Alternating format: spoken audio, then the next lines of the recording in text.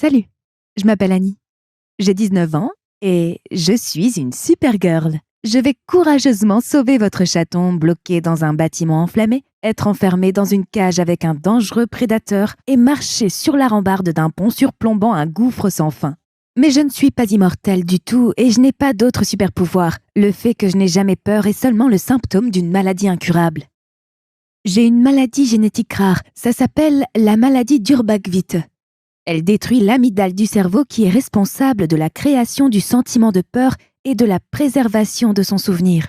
Cela signifie que si un crocodile du Nil m'arrache la main droite alors que je le caresse, la fois suivante, je recommencerai avec la main gauche. Mon cerveau ne me permettrait pas de ressentir le danger, et de toute façon, je ne ressens pas de peur. C'est notre instinct de survie qui nous permet de rester en sécurité. Donc moi, je cours toujours un grand danger. Ce que je vous ai raconté n'est qu'un exemple. Ma grand-mère qui m'élève depuis que je suis enfant et que j'ai perdu mes parents, a listé des choses que je ne dois pas faire et elle me les fait réciter tous les jours. Jusqu'à mes 7-8 ans environ, j'étais une enfant comme les autres. La maladie s'est installée progressivement, détruisant une section, certes petite, mais importante de mon cerveau. C'est seulement après avoir sauté par la fenêtre de ma chambre du 2e étage pour m'amuser et que je me suis cassé la jambe que le lourd diagnostic a été posé. Dans le monde entier, il n'y a pas plus de 300 cas répertoriés de la maladie d'Urbach-Witte. C'est donc sans surprise qu'aucun traitement n'existe pour le moment. Enfin bon. Le premier élément de la liste des interdictions était que je n'avais pas le droit d'entrer dans un bâtiment en flammes. C'est arrivé quand j'avais 11 ans et je suis entrée dans la maison des voisins qui était en feu. Je pouvais entendre un chat à l'intérieur. Heureusement, les pompiers sont arrivés à temps pour me sortir de là. Pendant longtemps après cet épisode, ma grand-mère me faisait répéter que je ne m'approcherais plus du feu. Comme ils ne savaient pas pourquoi je n'avais peur de rien, les enfants à l'école ont commencé à me demander si j'étais capable de faire un certain nombre de choses. J'ai toujours refusé parce que je me souvenais des instructions de ma grand-mère qui me disait de ne jamais essayer quelque chose de nouveau étant donné que je ne pourrais pas évaluer le niveau de danger que cela représentait. À mes 14 ans, j'ai gagné $50 en marchant sur la rambarde d'un vieux pont. Ce n'était pas très haut, et la rambarde n'était pas trop étroite. Et il se trouve que j'ai un bon sens de l'équilibre. Mais j'ai pris conscience que les mecs, eux, trouvaient ça super cool quand ils m'ont tendu l'argent. Des nouveaux défis ont commencé à être lancés. C'est devenu une sorte de jeu qu'on appelait officiellement « Effraie-moi si tu peux ». Le pari le plus risqué a été de me défier de passer 1 heure dans un vieux bâtiment abandonné, connu pour avoir été un ancien hôpital psychiatrique. Je leur ai dit que c'était facile et que je pouvais même y passer toute la nuit. Les mecs sont restés surveiller l'entrée et quand la nuit est tombée, tout le monde est rentré chez lui. J'ai erré dans les couloirs vides et je me suis endormie sur un morceau de carton au sol. La police m'a retrouvée au milieu de la nuit. Ma grand-mère a lancé l'alerte dans toute la ville quand je ne suis pas rentrée après l'école et un de mes amis a fini par avouer où j'étais. C'en était fini de l'école pour moi et on a décidé de me scolariser à la maison. Et je n'ai même pas reçu l'argent promis pour ce défi. J'ai fêté mon 16e anniversaire avec un tour en moto avec un mec que je connaissais. Il a accéléré et j'ai adoré la sensation que me procurait la vitesse. Je lui ai crié d'aller plus vite et encore plus vite jusqu'à ce qu'il perde le contrôle et que nous ayons un accident. J'ai passé presque 3 mois à l'hôpital et, quand je suis rentrée, j'ai demandé à ma grand-mère d'ajouter cela à la liste. Ça fait 1 an que je m'y fie maintenant. J'espère juste qu'on a pensé à toutes les situations potentiellement dangereuses. Merci d'avoir écouté mon histoire. Salut les gars. Malheureusement, je ne peux pas vous dire mon nom, car certains pourraient me reconnaître. Je n'ai pas honte de ce que j'ai vécu. En fait, je suis plutôt fier de moi. Mais mes parents pourraient être gênés par ce que je vais partager. J'ai donc décidé de garder mon identité secrète. J'espère que vous comprenez. Il y a 3 ans, quand j'avais 14 ans, mon père possédait un lave-auto qu'il avait ouvert avec un associé. Tout se passait bien. Financièrement, nous allions bien. Mon frère et moi étions dans une école privée. On a déménagé dans un quartier chic. C'est si facile de s'habituer aux bonnes choses. On s'est adapté à notre nouveau style de vie et on avait l'impression de vivre ainsi depuis des années.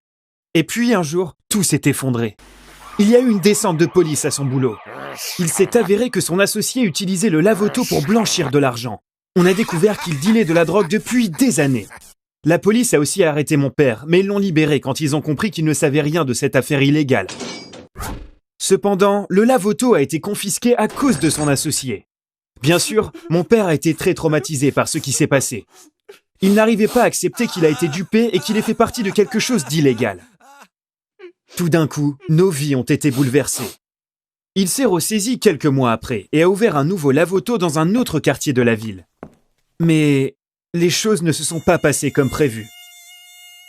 Il a dû fermer quelque temps après. Il avait contracté un prêt bancaire pour ce lave-auto. Lorsqu'il n'a pas pu le rembourser, il a fait faillite. On a vraiment perdu tout ce qu'on avait. C'était une période très dure pour notre famille. Je voulais aider. J'ai trouvé un emploi dans un restaurant tenu par le père d'un ami. J'y travaillais après l'école et je faisais la vaisselle pour la première fois de ma vie. C'était pas un job idéal, mais j'étais content de gagner de l'argent. Je travaillais jusqu'à la fermeture le soir et je me levais tôt pour aller à l'école le lendemain, même si j'étais très fatigué. Je bossais 6 jours par semaine avec un seul jour de congé. Avant, je passais tout mon temps libre à jouer sur mon ordinateur, mais je ne l'utilisais plus que pour mes devoirs. Un jour, un ami m'a dit qu'une nouvelle carte avait été ajoutée à un jeu que j'adorais. Je voulais y jeter un œil. Quand mon père est entré dans ma chambre, il m'a vu jouer à ce jeu. Il était très énervé. « Ta mère et moi passons toute la nuit à essayer de trouver quoi faire. On peut à peine dormir, mais tu joues juste à tes jeux comme si rien ne s'était passé, dit-il. » Il m'a accusé d'être égoïste. Il était de plus en plus énervé. Il a finalement dit « Quand tu t'achèteras ton propre ordi, tu joueras autant que tu voudras. » et a pris mon ordinateur.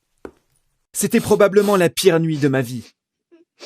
J'ai pleuré des heures sous la couette. Je trouvais ça si injuste. Puis tout à coup, j'ai arrêté. J'ai commencé à me répéter « Ne t'apitoie pas sur ton sort, ne t'apitoie pas sur ton sort. » C'était presque l'aube. Je me suis promis de ne plus jamais m'apitoyer sur mon sort à nouveau. J'allais faire tout mon possible pour tenir cette promesse. Je suis allé en cours sans avoir dormi. Quand ma copine m'a vu, elle a su que quelque chose n'allait pas. Je lui ai dit ce qu'il s'était passé avec mon père. Au début, elle était fâchée, mais quand je lui ai parlé de ma décision, elle a dit qu'elle était fière de moi. Elle m'a regardé et m'a dit « Tu es l'une des personnes les plus drôles que je connaisse. Et tu peux en tirer de l'argent. J'ai une idée. Je peux t'aider si ça te dit de tenter le coup. » Je n'ai pas été travailler après l'école. On est allé chez ma petite amie. Quelques heures plus tard, je portais un masque de poule devant son ordinateur. J'ai créé un compte Twitch et j'ai commencé un live. Je jouais comme tout le monde, mais il y avait quelque chose de différent avec moi. Je gloussais en portant un masque. C'était l'idée de ma copine de créer un personnage mi-homme, mi-poulet. Le masque était à son frère. Je gloussais et je faisais des blagues comme si j'étais un poulet. Ma copine était morte de rire. Son rire était très encourageant et je me suis beaucoup mieux débrouillé que ce que je pensais. C'était comme si j'étais dans une émission. En 2 heures, j'avais atteint 500 spectateurs. Vous ne croiriez pas les bruits que j'ai faits quand j'ai reçu mon premier don. C'était une nuit parfaite. J'étais rempli d'espoir. Je pouvais quitter mon job au restaurant grâce à ma copine. Je ne veux pas dire du mal de ce travail, mais j'étais sûr de pouvoir gagner tellement plus d'argent sur Twitch et plus rapidement. Les choses sont allées même mieux que prévu dans les jours suivants. Mon public a beaucoup augmenté, mais personne ne savait qui j'étais car j'utilisais le surnom de Big Bird et je portais un masque tout le temps. À leurs yeux, j'étais un drôle de gros oiseau. Mais il y avait aussi la belle fille que la caméra ne montrait jamais, mais dont on pouvait entendre le rire. Je n'ai pas parlé de Twitch à ma famille. Je voulais le dire à ma mère et à mon frère, mais j'avais peur que mon père le sache. Alors, je n'ai rien dit. Ils pensaient tous que je travaillais encore au restaurant. Je me suis demandé, si j'avais dit à mon père qu'il était possible de gagner de l'argent en jouant, serait-il détendu? Je ne le pensais pas. Les parents n'aiment pas que leurs enfants jouent à des jeux vidéo. S'ils le peuvent, ils essaient de les arrêter. J'en suis sûr et je peux comprendre pourquoi. Mais je pense que mon père était obsédé par l'idée même de jeu. Je pense qu'il a déchaîné sa haine des jeux ce jour-là en utilisant nos problèmes familiaux comme excuse. Une nuit, il s'est passé un truc vraiment intéressant. Je streamais en live comme d'habitude avec mon masque. À un moment, j'ai regardé la fenêtre de chat sur l'écran. « Big Bird, veux-tu enlever ton masque et recevoir le plus gros don de ta vie en échange ?» Le message venait de l'un de mes plus fidèles fans, Ringo Starr. Il faisait un don tous les jours. J'ai gloussé. Le plus gros don de ma vie. Je suis sorti de mon œuf il n'y a pas si longtemps. C'est assez simple de me donner le plus grand don de ma vie. Elle est courte, j'ai dit. C'est vrai. Tu as tout à fait raison. Ok. Alors faisons ça. Je suis sûr qu'il n'y a pas que moi. Tous ceux qui te regardent veulent voir ton visage. Enlèveras-tu ton masque si tout le monde fait le plus grand don possible ? A-t-il répondu. Je me suis arrêté une seconde. J'ai regardé ma copine. Elle a secoué la tête, disant de ne pas le faire. J'ai su qu'il n'y aurait pas de retour en arrière si je disais oui. Mais on était en live. Je pourrais arrêter le streaming après avoir enlevé le masque. J'avais seulement voulu cacher mon identité à mon père, pas aux autres. Mon père est carrément la personne la moins connectée au monde. Twitch était comme une autre planète pour lui. Il n'y avait aucune chance qu'il découvre ce qui allait se passer. J'ai inspiré fortement. J'ai dit, eh bien, voyons les dons. Prouvez-moi que vous voulez vraiment voir mon visage. Si vous me convainquez, je serai humain un moment. Dès que j'ai dit cela, les dons ont commencé à affluer. Ma copine a claqué la porte et est partie. Je ne m'en souciais pas vraiment, j'étais choqué par le montant des dons. Ils n'arrêtaient pas d'arriver. J'ai attendu un peu après l'arrêt des notifications de dons. Je ne voyais pas les spectateurs, mais j'étais sûr qu'ils retenaient leur souffle. Je les ai remerciés en gloussant. Bien, vous m'avez convaincu. J'enlève mon masque pendant 20 secondes. Puis, je me déconnecterai. Mais à partir de demain, je serai de retour en tant que Big Bird, ai-je dit. J'ai attendu un moment. J'ai enlevé le masque de poulet et regardé la caméra. J'ai montré mon visage. J'ai fait un clin d'œil. Puis, je me suis déconnecté. Je me sentais très bizarre. J'ai regardé combien d'argent j'avais reçu. C'était comme un rêve. À ce moment-là, ma copine est entrée dans la pièce. Je t'ai dit de ne pas le faire. Le mystère a disparu. Pourquoi est-ce qu'on te regarderait maintenant ? A-t-elle crié. Je lui dis que j'avais accepté de mettre le masque pas pour être mystérieux, mais pour éviter d'être découvert par mon père. Regarde tout cet argent, ça en valait la peine, non ? Ai-je dit en l'enlaçant. Elle m'a regardé et dit « J'espère que tu ne le regretteras pas ». Le lendemain, je suis rentré à la maison après l'école. Mon père a souri quand il m'a vu. « C'est ton jour de congé ? Ton frère est allé chez le dentiste avec ta mère. Viens, prenons un café ensemble et discutons. » a-t-il dit en se dirigeant vers la cuisine. Il est revenu de la cuisine, a vu l'argent sur la table basse et a été totalement choqué. J'ai demandé « Ça suffira pour rembourser ton prêt ?» Mon père était encore sous le choc. « Je ne sais pas, sûrement. Mais d'où vient tout cet argent ? À qui est-il » a-t-il demandé. « C'est le tien » ai-je dit fièrement. « Ne me demande pas comment j'ai fait. Tout ce que je peux te dire, c'est que je l'ai gagné. Sans rien avoir à faire d'illégal. » Il s'est assis à côté de moi et m'a pris dans ses bras. « Tu l'as gagné en ligne ?» Oh non, désolé, pas en ligne. Je devrais dire grâce au jeu. Je sais que tu ne travailles plus au restaurant, Big Bird, a-t-il dit. Il souriait tellement, je pouvais voir toutes ses dents. En fait, le père de ma copine l'avait appelé un soir. Les enfants ne font rien de mal, mais ma fille m'a dit que vous n'étiez pas au courant. J'ai pensé que vous devriez le savoir. Mais ne soyez pas fâchés, vous devriez être fiers de votre fils. Il fait du très bon travail, avait-il dit. Depuis ce moment, mon père me regardait. J'étais surpris quand il m'a dit ses blagues préférées de mes streams. Je ne pensais pas qu'il apprécierait mon sens de l'humour. Mais la veille, il s'est endormi alors qu'il me regardait. Il ne savait donc pas que j'avais enlevé le masque et reçu tous ses dons. Il était très ému quand je lui ai tout raconté. Ils t'ont donné tout cet argent pour voir ton visage ? Et tu me donnes tout ça à moi ? M'a-t-il demandé. Oui, je lui donnais. J'étais si fier d'avoir été capable de gagner cet argent afin de pouvoir aider mon père à rembourser son prêt. Le soir d'après, j'étais dans la chambre de ma copine pour la dernière fois en live. Parce que mon père et moi avions convenu que maintenant, je le ferais à la maison. Mais il y avait une surprise qui m'attendait. Même si je portais le masque de poulet et que mes blagues étaient super, j'avais moins de 100 spectateurs. Oui, le mystère était vraiment parti. Tout le monde savait à quoi je ressemblais. Même Ringo Starr qui avait commencé les dons pour voir mon visage n'est passé que quelques instants. Après ça, j'ai essayé avec d'autres masques d'animaux et d'inventer des personnages. Mais rien n'a fonctionné. J'avais perdu tous mes abonnés. Alors j'ai fini par complètement arrêter les lives. Mais j'étais si heureux de ce que j'avais accompli pendant ma courte gloire que je m'en fichais. De toute façon, je n'ai pas trop le temps pour autre chose ces jours-ci. Je passe mes soirées au cybercafé que j'ai ouvert avec mon père. Salut tout le monde, je suis Chris. Je suis toujours entouré de belles femmes. Et les mecs m'envient parce que j'ai un métier de rêve. Mais je ne suis pas une rockstar ou un acteur d'Hollywood. Je renifle juste les filles pour de l'argent. Je vais vous donner un aperçu de ma façon de faire. Mon histoire a commencé au moment où j'ai échoué à mon examen d'entrée à l'université. Je suis rentré chez moi, ne sachant pas comment annoncer la mauvaise nouvelle à mes parents. En chemin, j'ai pris un prospectus d'un type qui les distribuait. Il m'est soudain venu à l'esprit que je pourrais bien finir par distribuer des prospectus, moi aussi. Pendant toute une semaine, j'ai été déprimé. Je passais du temps sur l'ordinateur, je buvais du coca et je mangeais des chips. J'ai finalement décidé de me ressaisir. J'ai ouvert un site de recherche d'emploi et j'ai commencé à chercher. J'ai fini par m'inscrire pour un entretien dans une entreprise pharmaceutique. À l'époque, je n'avais qu'une vague idée de ce que pourrait être ce travail. Lorsque je l'ai googlé, j'ai découvert que je pourrais avoir à me tenir sur un tapis roulant et à inspecter un nombre infini de lots de comprimés qui y circulent. Amusant.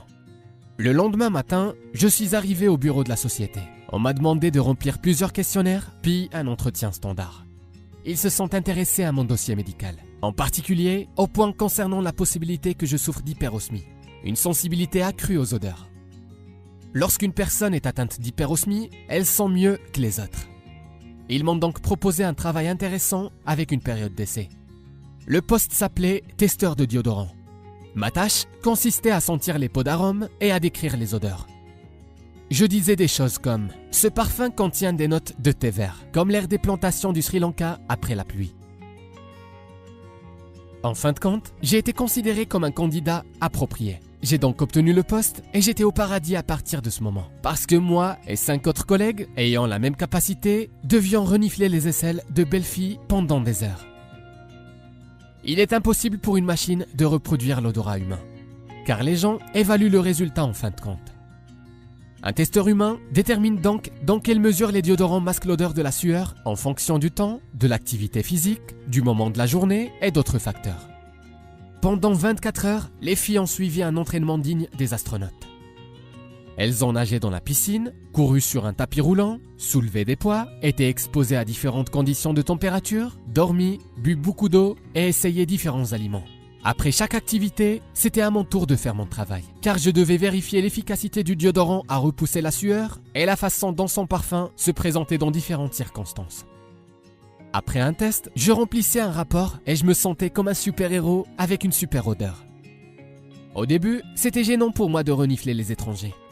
Cela m'a un peu émoussé. Mais quand les femmes qui se tenaient en rang, les bras levés, me souriaient, j'ai réalisé que c'était le travail de mes rêves. Je sentais l'odeur de cette fille et elle n'arrêtait pas de baisser le bras parce qu'elle était chatouilleuse. J'ai essayé de lever le bras pour la sentir à nouveau et elle a juste ri.